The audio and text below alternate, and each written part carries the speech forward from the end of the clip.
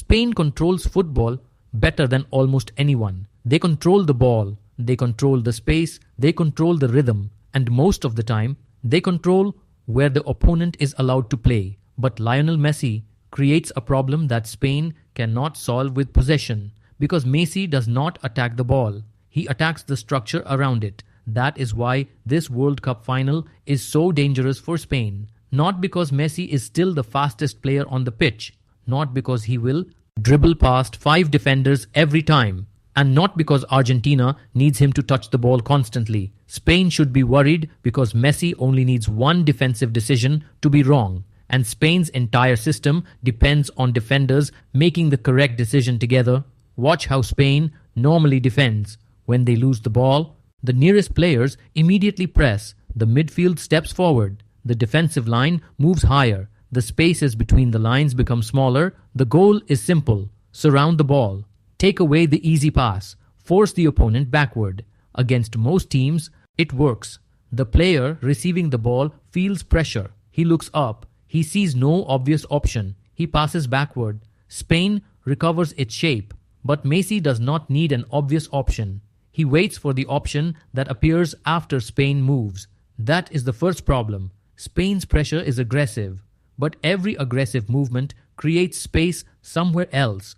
When one midfielder steps toward the ball, a space opens behind him. When a centre-back moves forward, a space opens beside him. When the full-back moves inside, a space opens near the touchline. Most players recognize these spaces after they appear. Messi recognizes them before Spain creates them. That changes everything, because Spain's defenders are not only marking Messi, they are also protecting their entire structure. Imagine Messi standing between Spain's midfield and defense. The midfielder can follow him, but if he does, Argentina gains space in midfield. The centre-back can step forward, but if he does, Argentina can attack the space behind the defensive line. The full-back can move inside, but if he does, Argentina's winger becomes free. Every defender has a logical decision. Messi makes every logical decision dangerous. That is why he is such a difficult matchup for Spain.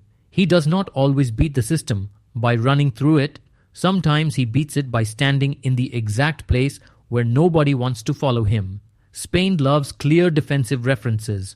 Who presses the ball? Who protects the center? Who covers the passing lane? Who tracks the runner? Messi makes those references unclear.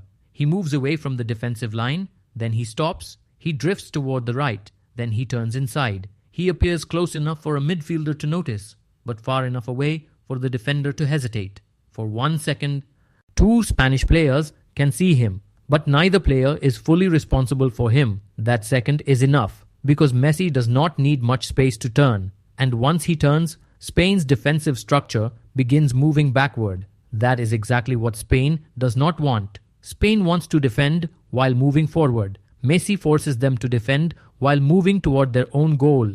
Now the midfield is chasing, the centre-backs are retreating, the full-backs are narrowing, and Argentina's runners begin attacking the spaces around him. This is where Messi becomes even more dangerous, because the defender cannot simply focus on the ball.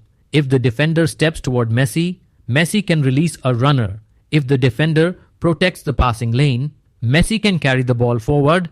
If the defender waits, Messi can shoot. The defender is not choosing between good options. He is choosing which danger to allow. Spain's high defensive line creates another problem. A high line reduces space in midfield, but it increases the value of perfect timing. Argentina does not need to constantly play long passes behind Spain. They only need Messi to receive facing forward once. The moment he lifts his head, Spain's defenders must turn, and defenders are always slower when they are turning toward their own goal. Messi knows this. He does not need to make the final run himself. He can wait underneath the play, draw one midfielder toward him, hold the ball for 1 extra second, then release the pass behind the line. That extra second looks slow, but it changes the position of every defender. One defender steps forward, another defender covers inside, a third defender looks toward the runner. Suddenly, the passing lane exists. Messi did not find the lane. He created it by making Spain move first. That is the real danger. Spain's greatest strength is collective movement. Every player moves together. Every player understands the next position. Every player protects the system. But Messi has spent his entire career punishing systems that move together. Because when 11 players move as one unit, one small manipulation can move the entire unit. Messi can drop deeper and pull the midfield forward. He can drift wide and pull the defense sideways. He can stand still and force Spain to decide whether to leave him alone. Every choice changes the shape of the game, and Argentina understands how to use that. Messi is not alone. The runners around him are essential. One player attacks the defensive line, another moves into the half space, another stays wide. Messi becomes the center of the decision. Spain's defenders see multiple threats at the same time. Do they press Messi? Do they follow the runner? Do they protect the center? Do they hold the line? The longer the question remains unanswered, the more dangerous Argentina becomes. That is why Messi's walking can be so important in this final. Walking does not mean he is disconnected. It means he is observing. He is watching which Spanish midfielder presses too early, which defender is uncomfortable stepping forward, which full back is looking at the ball, which gap appears when Spain rotates positions. Every slow step collects information, and when the ball finally reaches him, he is not reacting to Spain. He is attacking a picture he has already studied. Spain may have more possession.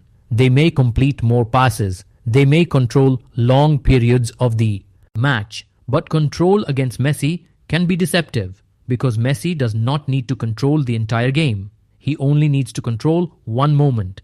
One midfielder stepping forward, one centre-back hesitating, one runner breaking the line, one pass through the smallest gap. That is the nightmare for Spain. They can dominate for 10 minutes and Messi can change the final in 10 seconds. So is Spain really terrified of Messi? Not because of his reputation, not because of his trophies, and not because of what he did years ago. Spain should fear him because his greatest strengths attack the exact foundations of their system. Spain wants to compress space. Messi finds the space between decisions. Spain wants to press together. Messi waits for one player to press alone. Spain wants to control the rhythm. Messi changes the match with one unexpected pause. Spain wants every defensive action to be organized. Messi turns organization into hesitation, and hesitation is all he needs. That is why this final is not simply Argentina against Spain. It is control against manipulation, structure against freedom, a team that wants to dominate every second, against a player who only needs one. Spain may control the ball. Spain may control the territory. Spain may even control most of the match. But if Lionel Messi controls the decisive moment, nothing else will matter.